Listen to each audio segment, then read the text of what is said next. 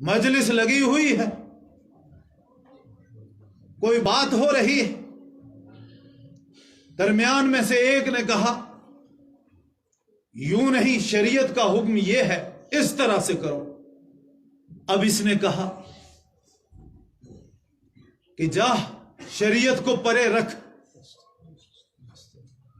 اب اس نے بے ساختہ یہ الفاظ زبان سے کہہ دیے، لیکن ان الفاظ کے کہنے کی وجہ سے یہ مرتد ہو گیا۔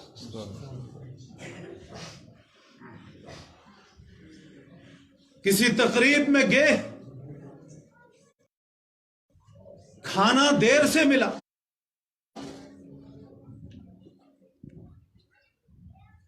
اب اسے انتظار کرنا پڑا۔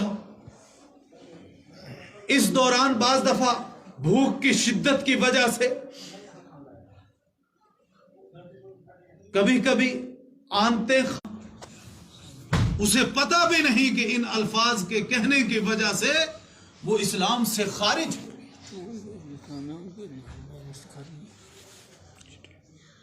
اس لیے اللہ نے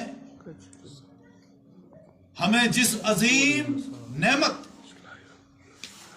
اور عظیم دولت سے نوازا ہے، اس کی حفاظت کے لیے فکر مند ہونا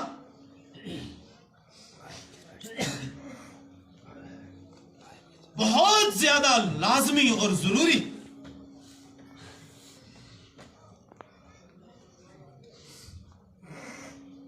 اور اس ایمان کی حفاظت کے لیے کون کون سے ذرائع ہیں،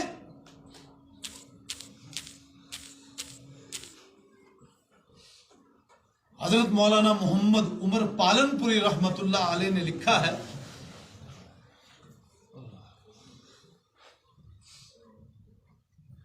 کہ دعوت کے ذریعے سے ایمان بنتا ہے، تبلیغ کے ذریعے سے ایمان بڑھتا ہے، خانقاہ کے ذریعے سے ایمان سجتا ہے، اور مدارس کے ذریعے سے ایمان بچتا ہے۔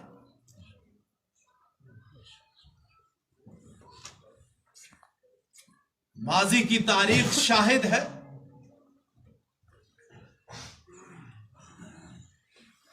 جس وقت بھی امت پر حالات آئے یا دشمنان اسلام نے، اہل باطل نے اہل ایمان کے ایمان کا سودا کرنا چاہا،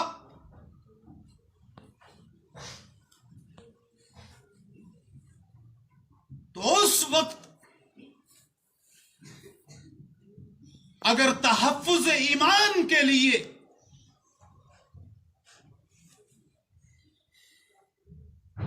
ہر اعتبار سے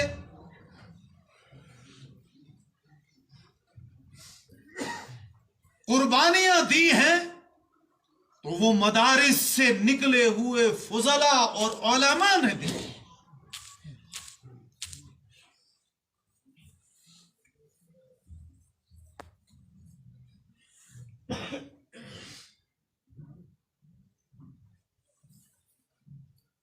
ایک دور میں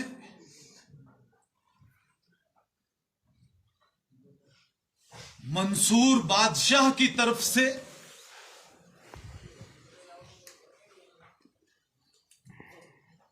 خلق قرآن کا مسئلہ اٹھایا گیا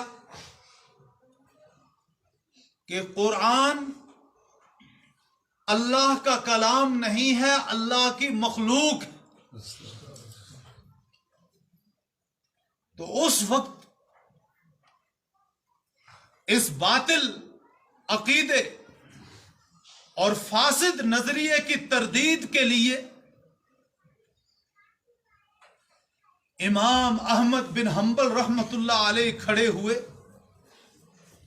انہوں نے قربانیاں دی، اور اس وقت تک چین و سکون کا سانس نہیں لیا جب تک کہ مکمل طور پر اس عقیدے کی تردید نہ کر دی۔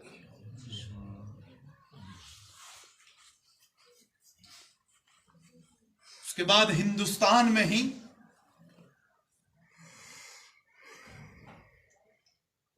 ایک بادشاہ جس کا نام اکبر تھا، اس نے ایک نئے دین کا آغاز کیا. اس نے اس دین کا نام دین الہی رکھا، لیکن یہ دین الہی تو اللہ کا دین ہے.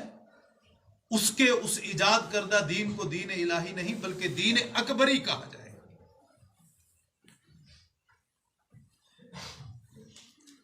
جب اس نے دین اکبری ایجاد کیا تو اس دین اکبری کا قلع کما کرنے کے لیے مجدد الفسانی شیخ احمد سرہندی رحمت اللہ علیہ کھڑے، اور اس وقت تک چین و سکون کی سانس نہیں لی جب تک کہ دین اکبری کا مکمل طور پر قلع کما نہ کر دیا.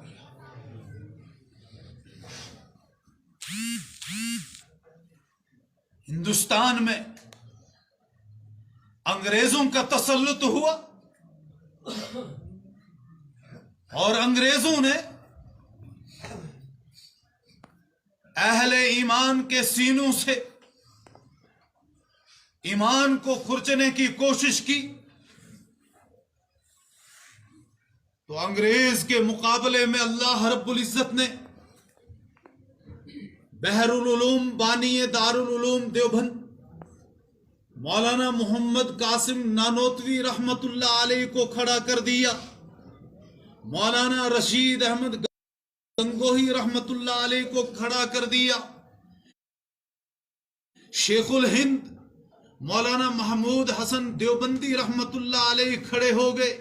شیخ الاسلام مولانا حسین احمد مدنی رحمت اللہ علیہ کھڑے ہو گئے، اور اس وقت تک چین و سکون کا سانس نہیں لیا جب تک کہ انگریز کو اس ملک سے نکال نہ دیا.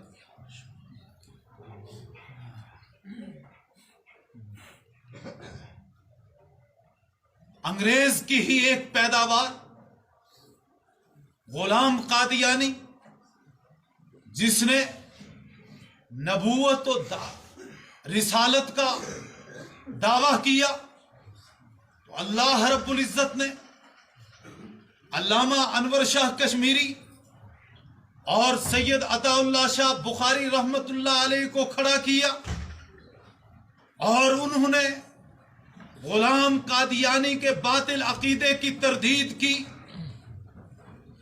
اسی طرح موجودہ دور میں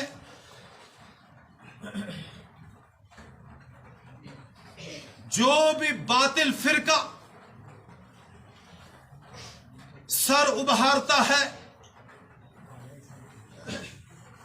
تو علماء اس کا مقابلہ کرنے کے لیے، مدارس کے فارغین اور فضلاء اس کا سد باب کرنے کے لیے کھڑے ہوتے ہیں، اور اس کا قلع کما اور خاتمہ کیے بغیر سکون سے نہیں بیٹھتے.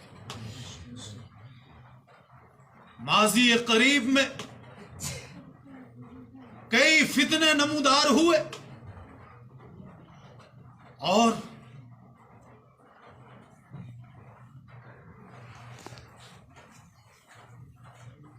اس وقت بھی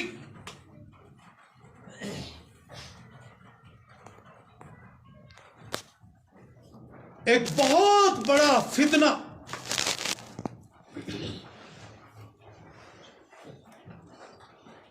جو دین کے نام سے ہی وجود میں آیا ہے، اور باقاعدہ وہ اب ایک فرقے کی شکل اختیار کر چکا، جو اپنے فاسد اور باطل عقائد و نظریات کے ذریعے سے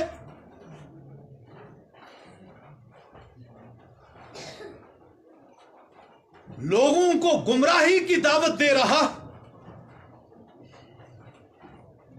اس باطل فرقے کی گمراہی کو بھی اگر کسی نے واضح کیا ہے تو وہ دارالعلوم دیوبند کے علماء نے کیا ہے فتوے کی شکل.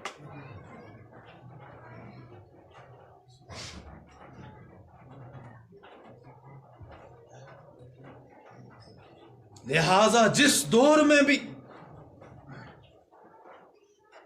کوئی فتنہ، کوئی فرقہ وجود میں آئے گا،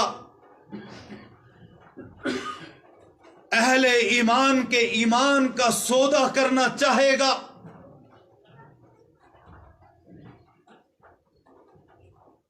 تو اس فرقے کا کلا کما اور اس فتنے کا سدباب کرنے کے لیے علماء آگے بڑھیں گے، مدارس کے فارغین آگے بڑھیں گے اور اہل ایمان کے ایمان کی حفاظت کریں گے۔ لہذا ان مدارس اسلامیہ کو معمولی نہ سمجھے،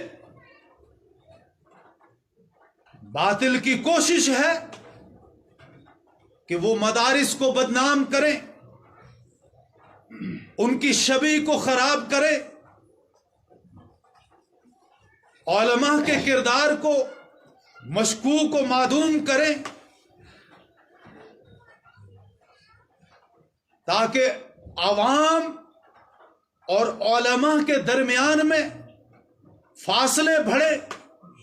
اور ہر دور میں باطل کی یہ کوشش رہی ہے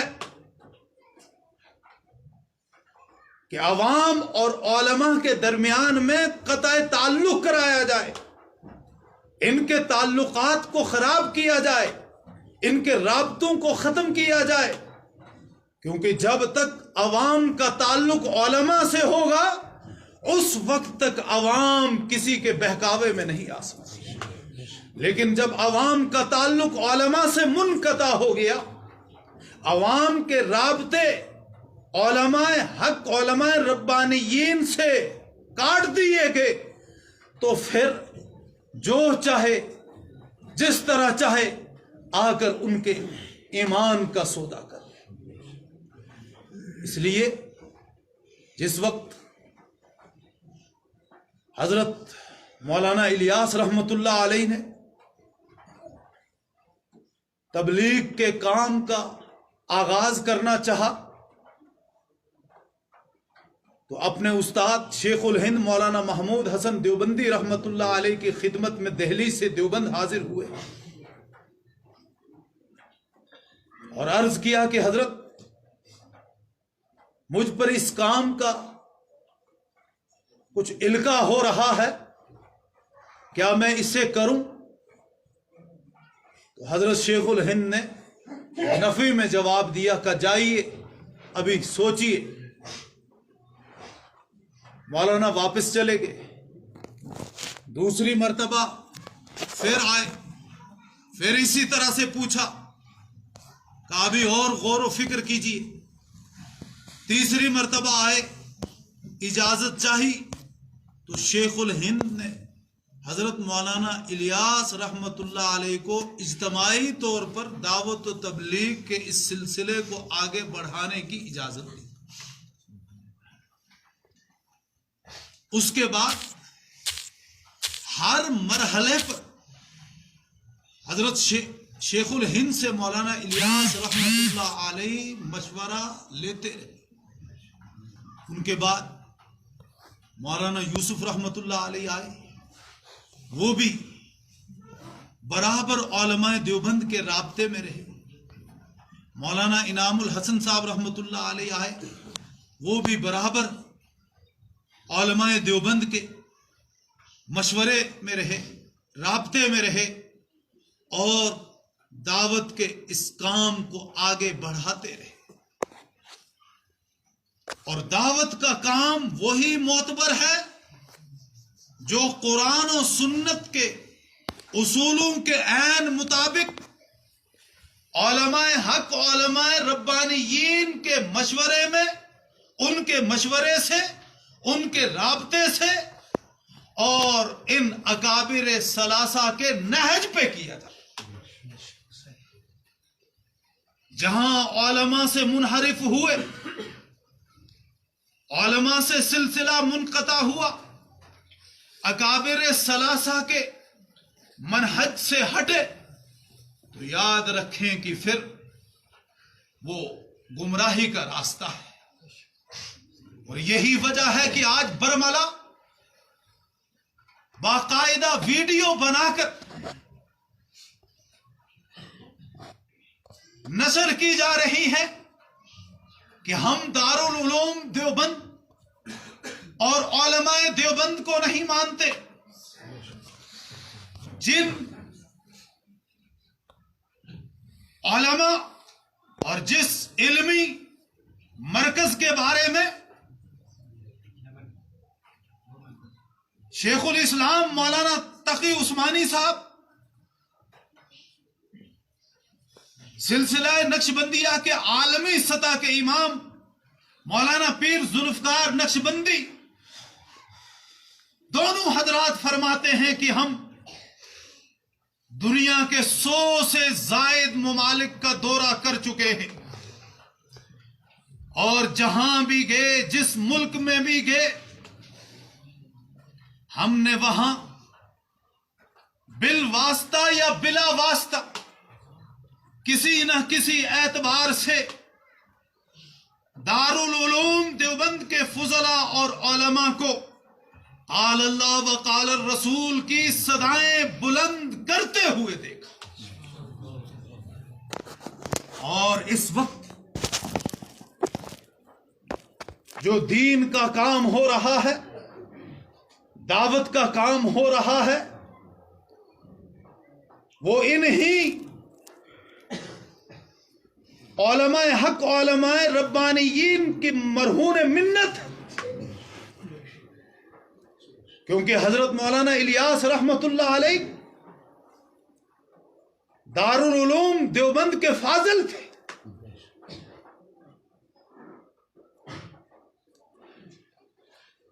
چاہے خانقاہی نظام ہو، دعوت و تبلیغ کا سلسلہ ہو، مدارس کا نظام ہو، پوری دنیا میں جہاں پر بھی اس وقت ان شعبہ جات میں کوئی عملی کام ہو رہا ہے تو اس کے پیچھے بالواسطہ یا بلا واسطہ دارالعلوم دیوبند کا ہاتھ ضرور ہے.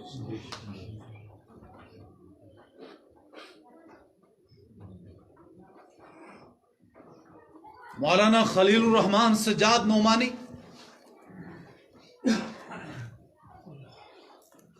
دامت برکاتہم نے ایک جگہ بیان فرمایا اور ان کا وہ بیان ان کے رسالہ الفرقان کے اندر بھی چھپا. اس میں انہوں نے واضح الفاظ میں یہ بتایا کہ اہل تبلیغ اور اہل مدارس میں آپس میں کتنا ربط تھا، کتنا گہرا تعلق تھا. یہ نہیں تھا کہ اسٹیج پر بیٹھ کر برملا علماء کرام کی توہین اور تذلیل کی جائے، مدارس کو بدنام کیا جائے اور یہ کہا جائے کہ یہ علماء جو امامت کرواتے ہیں، مدارس میں درس و تدریس کا کام انجام دیتے ہیں، یہ تنخواہ لیتے ہیں، یہ کوئی دین کا کام نہیں کر رہے. اول تو ہم سب کو پتہ ہے کہ ان کی تنخواہیں ہی کتنی ہوتی ہیں.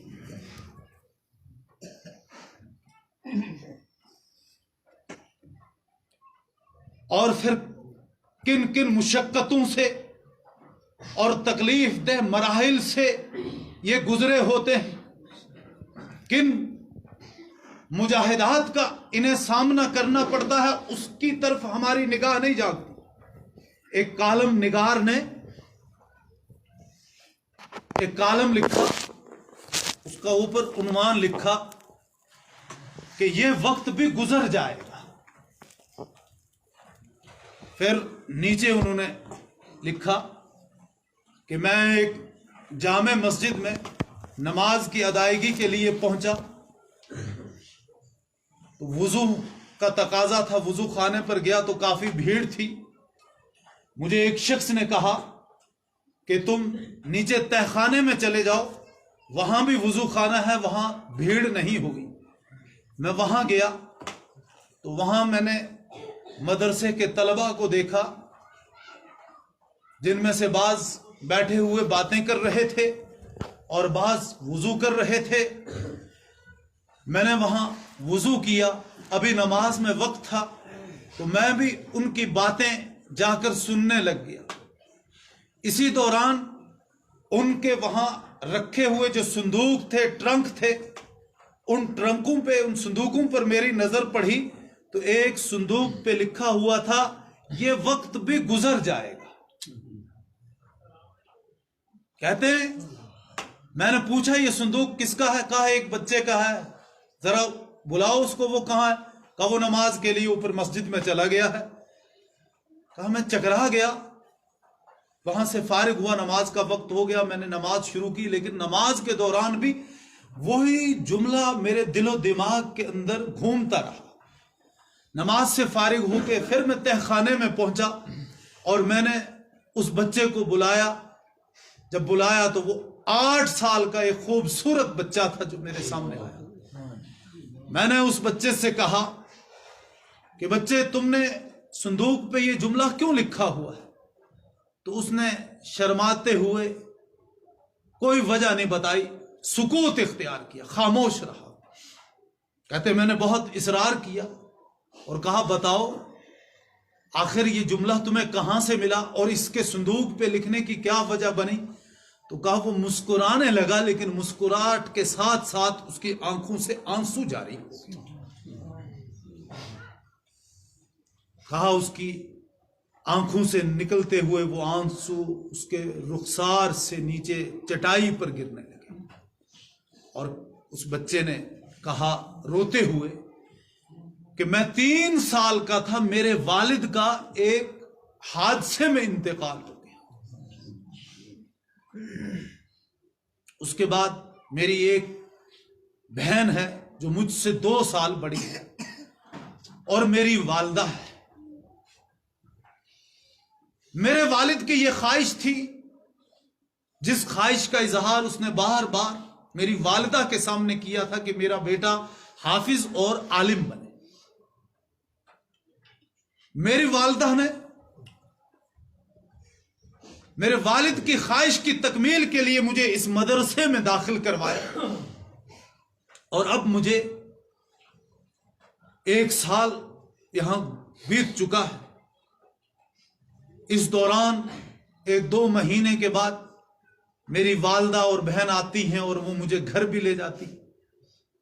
میں ایک دن گھر رہ کے پھر واپس آ جاتا ہوں اور جب وہ مجھے گھر لے جاتی ہیں تو پھر مجھے اپنے ابا کی قبر پر بھی لے جاتی ہیں اور وہاں وہ یہ پیغام سناتی ہیں کہ تمہاری جو خواہش تھی کہ تمہارا بیٹا حافظ عالم بنے، تمہاری اس خواہش کی تکمیل کے لیے میں نے تمہارے اس لخت جگر کو مدرسے میں داخل کر دیا ہے. پھر وہاں میں فاتحہ خوانی کر کے دعا کر کے واپس لوٹ آتا ہوں. گھر میں میری والدہ اور بہن جو چھوٹی ہے، کوئی ذریعہ آمدن نہیں ہے. وہ لوگوں کے گھروں میں کام کاج کرتے ہیں، کہیں سے کچھ راشن مل جاتا ہے، کہیں سے کچھ پیسہ مل جاتا ہے، اسی سے گزر بسر ہوتا ہے. اور کچھ پیسہ وہ مجھے بھی یا کچھ کھانے کی چیزیں مجھے بھی وہ مدرسہ روانگی کے موقع پر تھما دیتے ہیں. کہا کبھی کبھی مجھے گھر میں اپنے والد کی یاد آتی ہے. کسی کے پاس، کسی بچے کے پاس نئے کپڑے دیکھتا ہوں تو میری آنکھوں میں آنسو آ جاتے ہیں کہ میرے والد زندہ ہوتے تو وہ مجھے بھی کپڑے دیتے. کہا میری آنکھوں میں بھرے ہوئے آنسو کو میری والدہ دیکھتی ہے اور کہتی ہے کہ عبدالشکور یہ وقت بھی گزر جائے گا. اس کا نام عبدالشکور تھا. عبدالشکور یہ وقت بھی گزر جائے گا. کہا پھر میں یہاں مدرسے واپس آ جاتا ہوں. یہاں بچوں کے والدین آتے ہیں، ملتے ہیں، پیار دیتے ہیں، واپس لوٹ جاتے ہیں. رات کو جب میں سوتا ہوں تو مجھے نیند نہیں آتی ہے کہ فلاں کا والد آیا، اس نے اس کی پیشانی پر بوسہ دیا، فلاں کا والد آیا، اس نے اس کو سینے سے لگایا، کاش میرا والد بھی ہوتا اور میں وہ آتا اور مجھے چومتا، مجھے بوسہ دیتا، مجھے اپنے سینے سے لگا. لیکن میرا والد نہیں ہے. جب مجھے نیند نہیں آتی ہے تو رات کو میں اٹھتا ہوں اور اس صندوق کے پاس آتا ہوں اور اس صندوق پر اپنی والدہ کا یہ جملہ، چونکہ اس سے میرے دل کو اطمینان ملتا تھا. گزشتہ 2 مہینوں قبل ایک پینٹر مسجد میں لکھنے کے لیے آیا تھا، وہ کلمہ لکھ رہا تھا، تو میں نے اس کو بلایا تو اس پینٹر سے کہا میرے صندوق سرمایہ دار ہیں، وہ اپنے بچوں کو مدارس میں بھیجتے ہی نہیں. پھر دیکھتے ہیں، یہ تو اللہ رب العزت کا انتخاب ہے. اللہ رب العزت نے ان طلبہ کو اپنے دین کی خدمت کے لیے، اہل ایمان کی حفاظت کے لیے چن لیا ہے. اس لیے مختلف گھروں سے، مختلف پسماندہ قبائل سے، مختلف غریب غربت زدہ لوگوں سے اٹھا کر اللہ رب العزت ان کو مدارس میں لاتا ہے، جہاں انہیں مہمانان رسول صلی اللہ علیہ وسلم کا شرف حاصل ہوتا ہے. اور پھر وہ آگے نکل کے کوئی امام احمد بن حنبل بن کر لوگوں کے ایمان اور عقیدے کی حفاظت کرتا ہے، کوئی مجدد الفسانی شیخ احمد سرہندی بن کر لوگوں کے ایمان اور عقیدے کی حفاظت کرتا ہے، اور کوئی قاسم نانوتوی اور شیخ الہند محمود حسن دیوبندی بن کر لوگوں کے عقیدے کی حفاظت کرتا ہے، اور کوئی شیخ الاسلام مولانا حسین احمد مدنی اور علامہ انور شاہ کشمیری اور سید عطا اللہ شاہ بخاری بن کر لوگوں کے ایمان اور عقیدے کی حفاظت کرتا ہے، اور کوئی علامہ غلام غوث ہزاروی بن کر لوگوں کے ایمان اور عقیدے کی حفاظت کرتا ہے، کوئی مولانا الیاس بن کر لوگوں کے ایمان اور عقیدے کی حفاظت کرتا ہے، کوئی مولانا یوسف بن کر لوگوں کے ایمان عقیدے کی حفاظت کرتا ہے، کوئی مولانا انعام الحسن کاندلوی بن کر لوگوں کے ایمان اور عقیدے کی حفاظت کرتا ہے. اور یہ تمام شخصیات جن کے میں نے نام لیے، یہ سب کے سب مدارس کے فارغین تھے جن کے عجیب و غریب واقعات ہیں. اگر صرف مولانا الیاس رحمت اللہ علیہ کی قربانیوں کا ذکر کیا جائے تو عجیب و غریب ان کی قربانیوں اور ان کی جد و جہد کے واقعات ہیں کہ